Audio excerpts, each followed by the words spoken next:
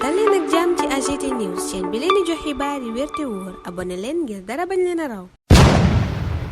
AGT News. Bismillah daleen ak jàmm ci chaîne bi ngeen tàmmul seen bopp AGT News alxamis sub tey ji fukki fan ak benn weeru avril atum 2024 yéene kaay yu bari ñu ngi yittewoo julli korite gi am démb ak la tukkee ca conseil des ministres ba président Bassirou Diomaye Faye njëkk a amal barki démb ci korite ji Walf Quotidien prestation de sermon moo am daanaka fépp ci réew mi imaam yeeg xalif yi waxal nañu lu baax njiitu réew mi Bassirou Diomaye Faye rafetlu it taxawaay gim jota wone Le Soleil moom lam gën a rafetlu mooy diggante président Bassirou Diomaye Faye ak imaamu grande mosquée la ca am démb ca julli korite ga yéene kaay bi fësal nataal wu taaru ci xëtam gu njëkk xët googa imaam bokk ak président Bassirou Diomaye Faye moom président yéene kaay bi ne ñépp a ko ñaanal ñépp it ñaanal nañu réew mi démb ci julli korite gi ba mu jullee grande mosquée ba noppi nag moom président de la république yéene kaay bi ne jël na kàddu sàkku ci ñépp ñu fexe ba réew mi ne ci dal ñépp it ànd dund gu dal ak yar gi mu wone waaye it la mu def digganteem ak imaam grande mosquée bu Ndakaaru moom président Bassirou Diomaye Faye point actu ne moo yëngal réew mi moo yëngal it réseaux sociaux yi yéene kaay bi ne imaam ba mu jullee ba wëlbatiku di nuyu moom président Bassirou Diomaye Faye njiitu réew mi da koo dimbale may ko loxo mu jóg taxaw yéene kaay bi ne jëfam jooja di lu ñëpp rafetlu tax ñëpp yendoo koo waxtaane démb le chef de l'état enflamme la toile en aidant l'imam de la grande mosquée à se relever nii la ko yéene kaay bi tënkee journal bi wëlbatiku waxit ci tànkamlu bi gouvernement bi tànkamloo ndimbal yi nguur gi baaxoo woon di jox imaam yu Ndakaaru bu ñu dëkkmalee korité wala tabaski ci julli korité gi démb nag Ousmane Sonko premier ministre yéene kaay bi ne dugg na ca kër dëkkandoowam bu nekk ziyaar la baalu la àq booba jamono ca Thiès ministre Birame Souleye Diop ma ngay artu ña daan tëggi xew di ko tuddee ñi ne ci nguur gi Birame Souleye ne loola jeex na fi tàkk dootuñu pare ne benn xew-xew moo xam làmb la moo xam match lam nu mu mën a doon kuy tuddee na nga tuddee Sénégal waaye amatul kenn koy tuddee ci nguur gi muy jëkkati koppari askan wi di la ko jox terasur bi nit loola la Birame Souleye Diop wax ne gouvernement bu bees bi new fi di bàyyelee ki ndayele ay làmb ki ngénte ñu des ak Birame Souleye Diop manaan ca Vox Populi lépp luy contrat minier boo xam ni Sénégal gisu ca boppam daanu ko renégocier waat waxtaanee waat ko ba réew mi mën caa gis njariñ moom njiitu réew mi nag li mu sàkku ci askan wi démb ca julli korite ga yéene kaay bi di Vox Populi ne mooy nañu fexe jàmm am dal am ñu sàmm it cohésion nationale booba réew mi ko tëja mel ni ku naan mooy xeeñ ndax géej nañoo ànd julli te démb yéenekaay bi ne ñépp àndandoo màggal korite gi ci Sénégal turu bi nit loola la seetlu ba wax ko ñu des ci yéenekaay booba di ñu yëgal ne njiitu réew mi président Bassirou Diomaye Faye sant na njiitul gouvernement bi Ousmane Sonko mu defi audit ci recrutement yeeg ressources humaines maanaam ñiy liggéey ci administration bu Sénégal sàkku na ci moom itam mu daal di soppar ñi référentiel PSE tënk ko ci projet bi loola waral le quotidien bu Madiambal Diagne ne projet bi effacé na PSE yéenekaay bi ne soppi nañu politique publique yi fanu ko tënkoon jóge na ca PSE jëm ca projet ba yéene kaay bi ne projet bii nag juróomi at la war a am juróomi objectif itam lañu ci am Bassirou Diomaye Faye njiitu réew mi sàkku na ci premier ministre Ousmane Sonko mu finaliser plan d'action gouvernemental bi lataa weeru avril bay jeex bés bi le jour tuddee loola lépp projet de démolition du PSE yéene kaay bi ne ña ngay màbbal plan Sénégal émergent indi projet bi projet booba yéene kaay bi ne ci juróomi axe lañu ko tënk juróomi priorité itam lañu ko jagleel muy ay farata